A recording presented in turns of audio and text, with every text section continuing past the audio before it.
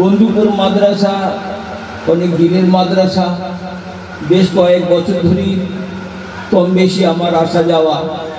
এখানে একগুচ্ছ হাফেজ কোরআন সমাজে উপহার পায়, সমাজ উপহারে পায়। এই হাফেজ এদের সর্ববিধ শিক্ষা কালটা হলো 4 থেকে 5 বছর। অনেক মেধাবী ছাত্র আছে, ধীর শক্তিমান, যারা অল্প সময়ে হিক্স করে ফেলে। খুব বেশি বেশি সময় যদি এদের হয় তো 5 থেকে 6 বছর। এই ছেলেরা হাফেজ কোরআন হয়। আমি এই বিষয়ে যেহেতু আজকে বলবো না, কারণ সময়টা খুব টাইট, অল্প সময়ের মধ্যে বিষয়টাকে আমি আপনাদের বোঝাতে পারবো না কেন এরা আজও এবং কিয়ামত অবধি প্রাসঙ্গিক। ইসলাম, মুসলিম এবং ইসলামী সমাজ ব্যবস্থায় এদের এই অবদান কত অনবদ্য, কত প্রাসঙ্গিক। সময় থাকলে বলা যেত, আমি সেই জায়গায় যাচ্ছি না। আমি বিষয়ভিত্তিক কথা বলতে একটু ভালো লাগে আমার। জানি না এটা আমার সীমাবদ্ধতা না আমার অযোগ্যতা। যাই হোক, ভালোবাসা তো একটা মানুষের থাকি, ভালোবাসা অন্ধই হয়, ভালোবাসা অন্ধই হয়। সে যুক্তি বোঝে না, উক্তি বোঝে না, তর্ক বোঝে না, মন চাই ভালোবাসতে, ভালোবাসি। তাই আমি একটু বিষয়ভিত্তিক আলোচনা করতে ভালোবাসি। এটা দুর্বলতাই বলুন আর বালখিল্যই বলুন। আমি কোরআনে কারীমে সূরা কাহাফের একেবারে শেষের একটি আয়াত পড়েছি। কোরআনে কারীমে দুটো পারা মিলিয়ে সূরা কাহাফ, সূরা বনী ইসরাইলের পর থেকে এর সূচনা, আর 16টি পারায় এসে এটা শেষ হয়েছে। তাহলে দুটো পারা মিলিয়ে একটা প্রলম্বিত সূরাতুল কাহাফ। কাহাফ মানে আপনারা হয়তো অনেকেই জানেন, গুহাকে কাহাফ বলে, পর্বত গুহা।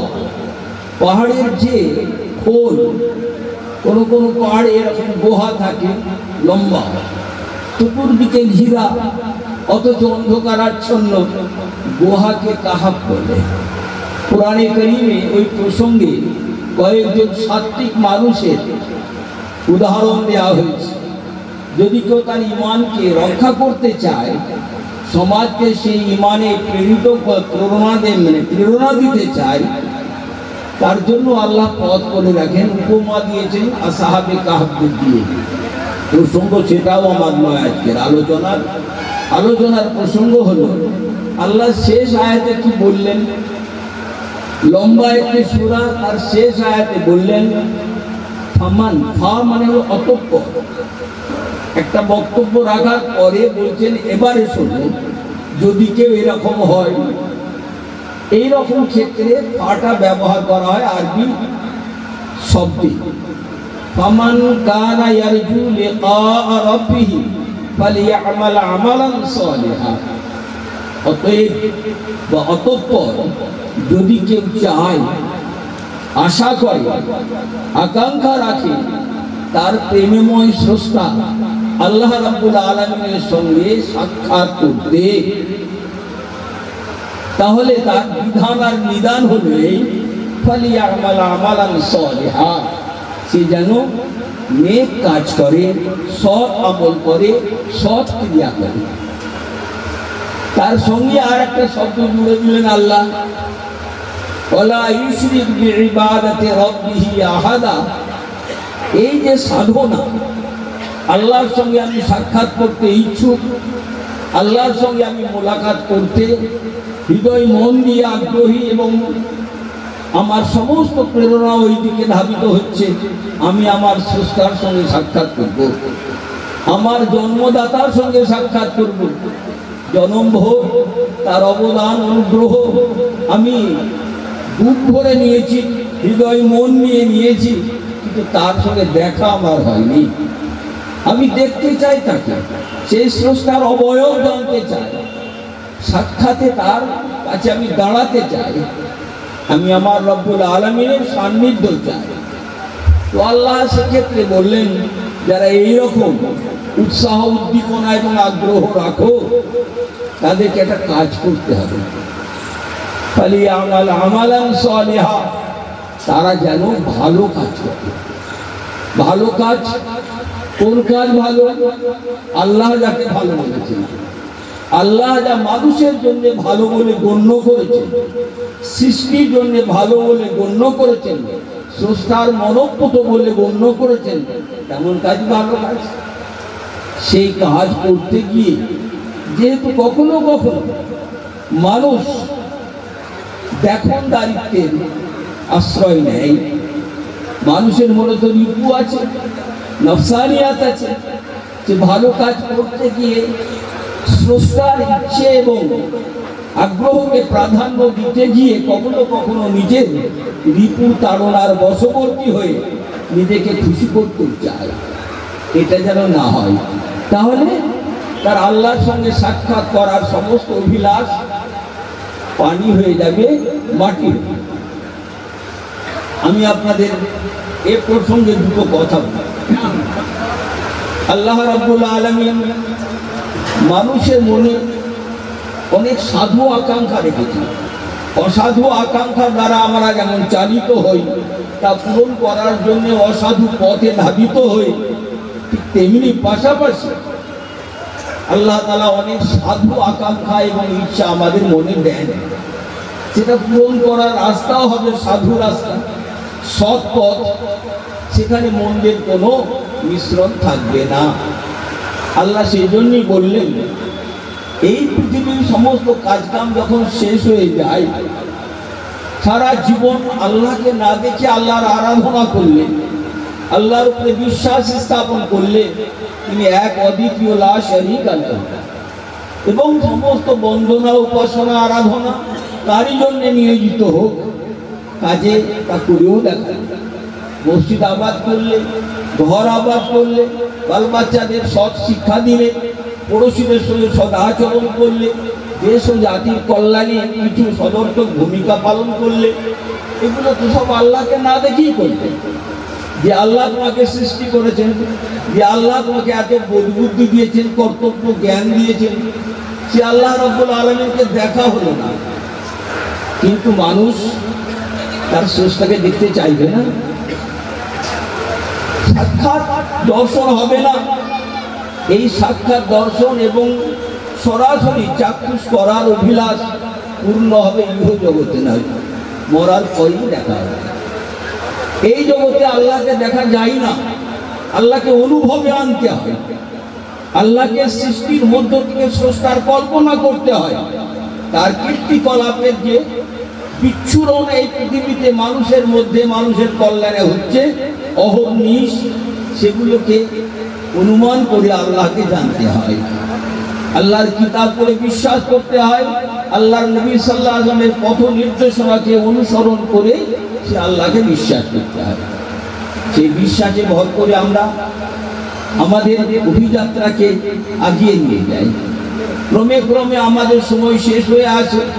এবারে আল্লাহ বলছেন, যদি সত্যি তোমার এই লালসা সাধু লালসা হয়, অকৃত্রিম লালসা হয়, যে তুমি তোমার রবকে, তোমার স্রষ্টাকে, তোমার আল্লাহকে চাক্ষুষ করতে চাও, চামড়ার চোখ দিয়ে তার জ্যোতির্ময় চেহারা দেখতে চাও, নান্দনিক চেহারা দেখতে চাও, তাহলে তোমাকে একটা কাজ করতে হবে। কাজটা কি? ফালিয়ামাল আমালান সালিহা, তাকে ভালো ভালো কাজ করতে হবে। ভালো কাজ কি? ভালো কাজ তো তাই, যিনি আমাদের রব, ভালো রব বলি আমরা মেনেছি আমাদের প্রতিপালককে, তিনি যে কাজ করতে বলেছেন সে সমস্ত কাজই হলো ভালো কাজ। কখনো তিনি সরাসরি নিজে বলেছেন, কখনো ভায়া মিডিয়া দিয়ে তার নবীদের দিয়ে বলেছেন।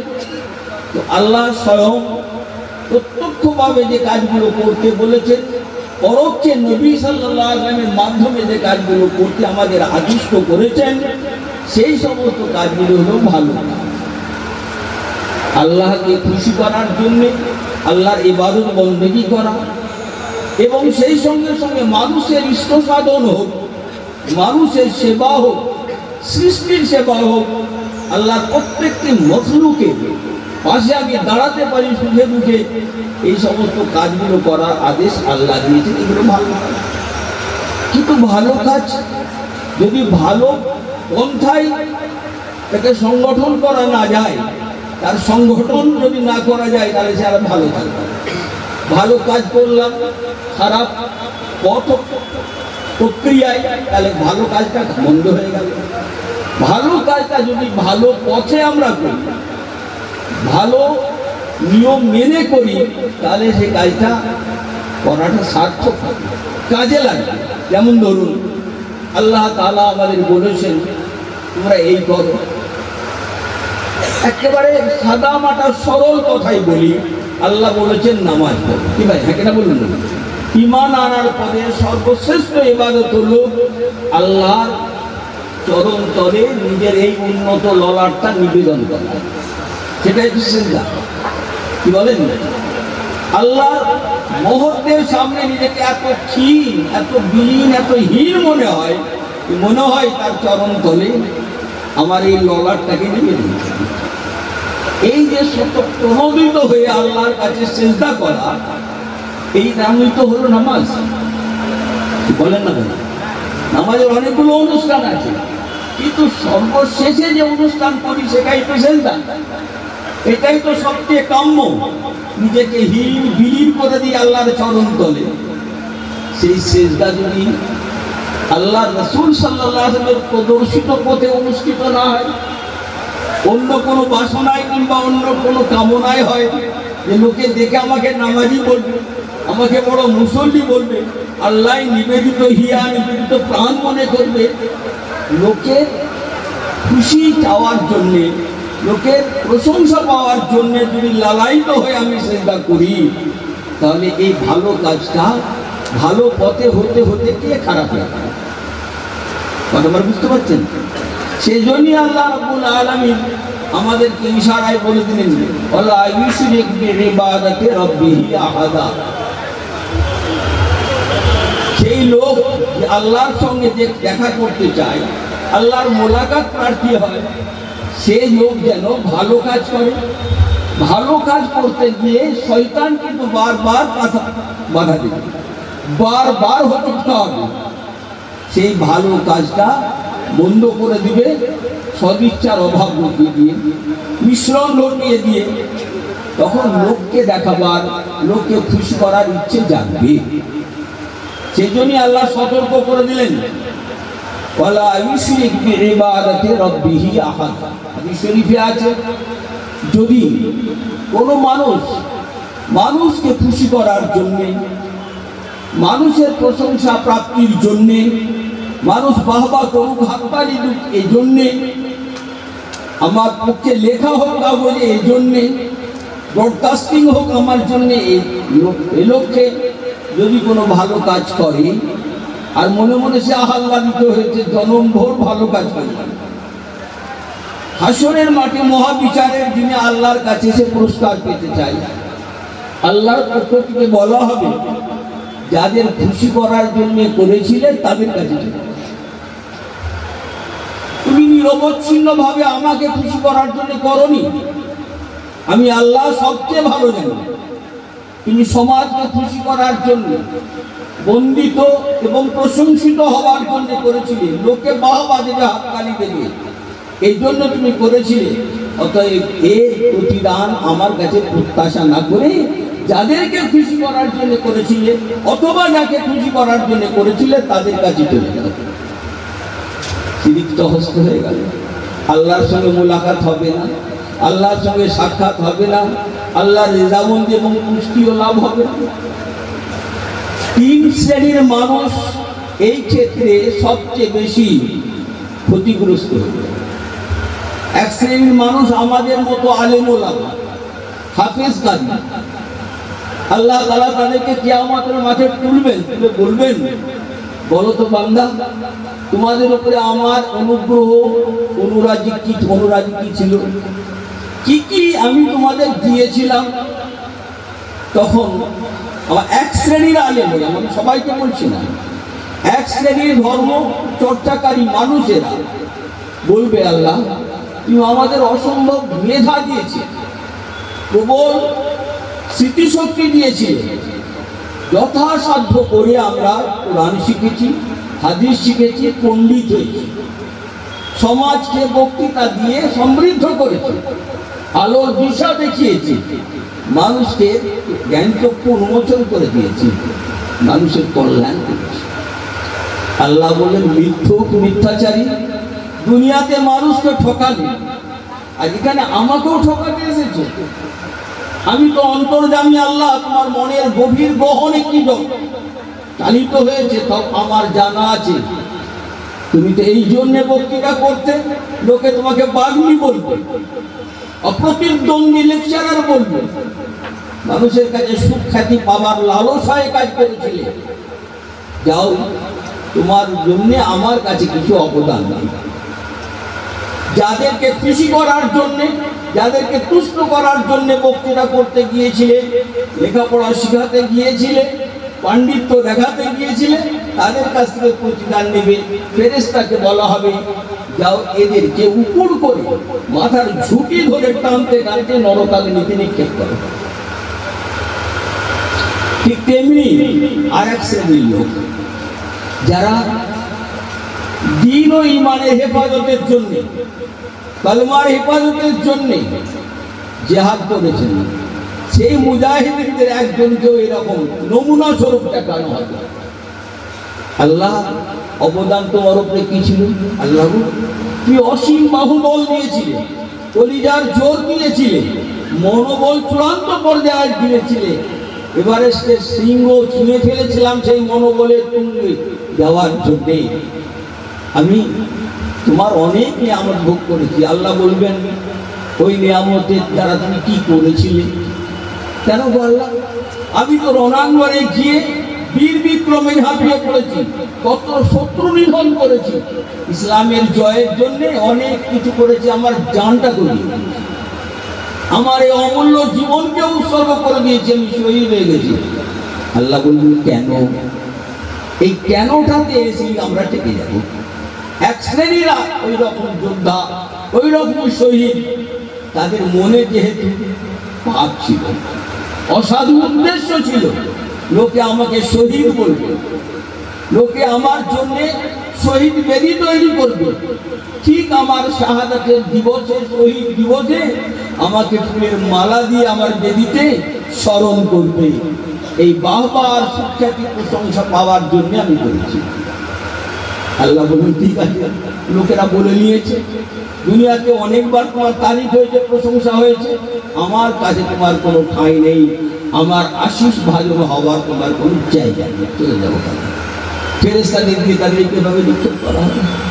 তাহলে আলেমেদের একজন গেল, শহীদদের একজন গেল, এবারে আসবে তাদের পালা যারা দাতা, দান করেছিল। সেই রকম দানশীল মানুষদের মধ্যে থেকে যাদের মনে ওই রকম অসাধু উদ্দেশ্য ক্রিয়াশীল ছিল, খারাপ মনোভঙ্গি ছিল, মানুষ বাহবা বলবে, আমাকে দাতা কর্ণ বলবে, হাতেম তাই বলবে, হাজি মোহাম্মদ মহসিন বলবে, এইরকম প্রশংসাবাচক আমার অনেক সুখ্যাতি লেখার আকারে কিংবা প্রকাশের আকারে মানুষ করবে। এইরকম ভাবে যদি কেউ দানশীল দান করে, তখন কি দাঁড়াবে? তখন দাঁড়াবে এই যে আল্লাহ পাক রব্বুল আলামিন বলবেন যা চেয়েছিলেন দুনিয়াতে তা পূরণ হয়ে গেছে, আখিরাতের জন্য আল্লাহর জন্য করনি, আমার জন্য করনি, আমার আশিস ভাজন হবার কোনো জায়গায় তোমার রইল না, তোমাকে সোজা যাবে না। সেই জন্যই আল্লাহ আমাদের আগাম সতর্ক করলেন, যদি আল্লাহর সঙ্গে সত্যি সাক্ষাৎ করতে তোমার ইচ্ছে হয়, আর ঈমান না থাকলে সাক্ষাৎ করার কোনো জায়গায় নেই, নেক আমলও করতে হবে, কিন্তু সেই নেক আমলটা করতে হবে আল্লাহর হুকুম এবং রাসূলের তরিকায়। আল্লাহর হুকুমটা যদি রাসূলের তরিকায় বা পদ্ধতিতে উদযাপিত না হয়, তাহলে সেই ইবাদত আল্লাহর কাছে গ্রাহ্য নয়। আল্লাহ নবী সাল্লাল্লাহু আলাইহি ওয়াসাল্লাম নামাজ পড়েন, 5 ওয়াক্তের নামাজ ফরজ হলো, সেই নামাজ তো ফরজ হলো, আল্লাহ নবী জানলেন, বুঝলেন, তাতে রুকু আছে, সেজদা আছে, দাঁড়াবার বিধান আছে, আত্মায়াত পড়ার বিধান আছে, সালাম ফিরে নামাজ শেষ করার বিধান আছে, কিন্তু তার বাস্তবিক ছবিটা কি হবে এটা তো অজানা। আল্লাহ নিজে এসে দেখাবেন। আল্লাহ এই ছবিটা, এই প্রক্রিয়াটা তার সবচেয়ে বড় ফেরেশতা জিবরিল আমিনকে দিয়ে রাসূলুল্লাহর কাছে পাঠালেন। রাসূলুল্লাহ সাল্লাল্লাহু আলাইহি ওয়াসাল্লাম এসে কোরআনের বিবৃত নামাজের সমস্ত অনুষ্ঠানটা কাজে পরিণত করে দেখে গেলেন এইভাবে নামাজ আদায় করতে হবে। আল্লাহ রাসূল সাল্লাল্লাহু আলাইহি ওয়াসাল্লাম ফেরেশতা চলে যাবার পরে সাহাবীদের ডেকে বললেন, সাল্লু কামা রাআইতুমুনি উসাল্লি, তোমরা এইভাবে নামাজ পড়ো যেমন করে আমাকে নামাজ পড়তে দেখেছো। আল্লাহ প্র্যাকটিস করে নামাজের ছবিটা দেখিয়ে দিলেন, শুধু মুখে বলে দিলেন না যে এই করো সেই করো সেই করো। রুকু করে দেখালেন, সেজদা করে দেখালেন, কিয়াম করে দেখালেন, দাঁড়িয়ে দেখালেন, বসে দেখালেন, সালাম ফিরিয়ে দেখালেন। তারপরে সাহাবীদের বললেন, সাল্লু কামা রাআইতুমুনি উসাল্লি, তোমরা এইভাবে নামাজ পড়ো যেমন করে আমাকে নামাজ পড়তে দেখবে। সেই জন্যে আমি আমার সময়টা যেহেতু একেবারে শেষের দিকে, খুব গুছিয়ে আর কিছু যুক্তি সংযোজন করে বলার মতো অবকাশ নেই, তাই বলছিলাম আমাদেরকে মানুষের পাশে দাঁড়াতে হবে, মানুষের হয়ে কাজ করতে হবে। আমরা একজন মাত্র মানুষ, সে একজন নয়, সে আরো বহু মানুষের মানুষ সঙ্গী থাকবে। যদি আমরা মানুষের পাশে দাঁড়াতে না পারি তাহলে আমাদের মনুষ্য জন্ম বৃথা। হাদিস শরীফে আছে, যদি কোনো মুসলমান তার প্রতিবেশীর সঙ্গে সৎ আচরণ না করে, ভালো ব্যবহার না করে, নিজের হাত পা চোখ কানে খারাপি থেকে, কষ্ট থেকে মানুষকে না বাঁচাতে পারে, তাহলে জানতে হবে সে ঈমানদার নয়। লা ইউমিনু আহাদুকুম হাত্তা ইয়াকুনা হাওয়াহু তাবআন লিমা জিতু বিহি। আল্লাহ রাসূল বললেন, আমি আল্লাহর কাছ থেকে যা এনেছি, যদি কোনো মানুষের রিপু, ভেতরকার ইচ্ছে এবং রিপুর তাড়না তার বশীভূত না হয়, যে কোনোদিন ঈমানদার হতে পারবে না। রাসূল আকরাম সাল্লাল্লাহু আলাইহি ওয়াসাল্লাম বলেছেন, ওয়া আহসিন ইলা জারিকা তাকুন মুমিনা। আবু হুরায়রা রাদিয়াল্লাহু তাআলা এই হাদিসের বর্ণনা পরিষ্কার করে নবীজি বললেন, ওয়া আহসিন ইলা জারিকা তাকুন মুমিনা, তোমার প্রতিবেশীর সঙ্গে ভালো ব্যবহার করো, শিষ্ট আচরণ করো, সে প্রতিবেশীটা বিশ্বাসগতভাবে তোমার দলভুক্ত হতে পারে এবং তোমার প্রতিদ্বন্দ্বীও হতে পারে না। আমার বাড়ির পাশে যদি একজন অমুসলিমের বাড়ি হয়, ধর্মগতভাবে তার পরিচয় যাই হোক, কিন্তু আমার ধর্ম সে ধারণ করে না, আমার ধর্মের কর্ম সে করে না, কিন্তু আমার প্রতিবেশী, আমার প্রতিবেশী বাস করে, শুধু এইটুকু সংযোগের কারণেও সে আমার প্রতিবেশী, তাকে কষ্ট দেওয়া যাবে না। যদি আমি ঈমানদার হয়ে থাকতে চাই, তার সঙ্গে দুঃশীল আচরণ করা যাবে না, তাকে অকারণে যন্ত্রণা দেওয়া যাবে না, এমন কিছু কথা, এমন কিছু কাজ, এমন কিছু ব্যবহার করা যাবে না যাতে আমার প্রতিবেশী সত্যি সত্যি কষ্ট পায়। তো আল্লাহ রাসূল সাল্লাল্লাহু আলাইহি ওয়াসাল্লাম বললেন, আহসিন ইলা জারিকা তাকুন মুমিনা, যদি খাঁটি ঈমানদার হতে চাও তাহলে তোমার প্রতিবেশীর সঙ্গে সুশীল আচরণ, সৎ আচরণ করো, ভালো মানুষের মতো আচরণ করো। তোমার ব্যবহারে যেন সেই লোকটা মনে করবে, হ্যাঁ এর নাম হলো ইসলাম। ইসলাম তো একটা আদর্শের নাম, তার প্রতিফলন হবে মানুষের ব্যক্তি আচরণ, ব্যক্তি ব্যবহার। ব্যবহারটা যদি ইসলামিক ব্যবহার হয়, নবী সাল্লাল্লাহু আলাইহি ওয়াসাল্লামের প্রদর্শিত ব্যবহার হয়, তবে সেটা তো ইসলামিক ব্যবহার। তার দ্বারাই তো মানুষ আপ্লুত হবে, তুষ্ট হবে, খুশি হবে, এর নাম হলো ইসলাম। এই ধর্ম যারা পালন করে তারা হলো মুসলমান। সেই জন্য জনাব, আমি আপনাদের খিদমতে সেই কথাটাই বলতে চাইলাম।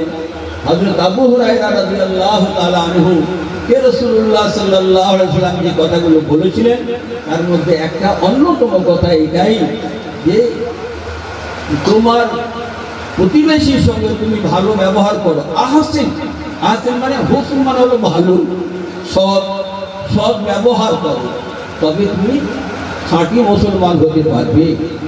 এমনি করে আরও 4টে উপদেশ দিয়েছিলেন। সময়ের দারুণ অভাব, আমি আপনাদের কষ্ট না দিয়ে এখানেই আমার বক্তব্য ইতি টানতে চাইছি।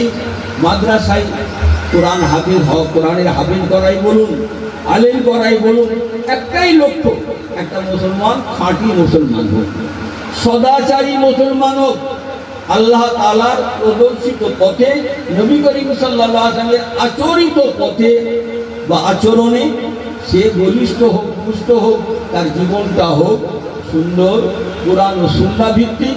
তবে আল্লাহ তাআলা তার উপরে খুশি হবেন, নিজের দিদার দেবেন, নিজের সাক্ষাৎ দেবেন। ওমা তৌফিক ইল্লা বিল্লাহ। আসসালামু আলাইকুম ওয়া রাহমাতুল্লাহ।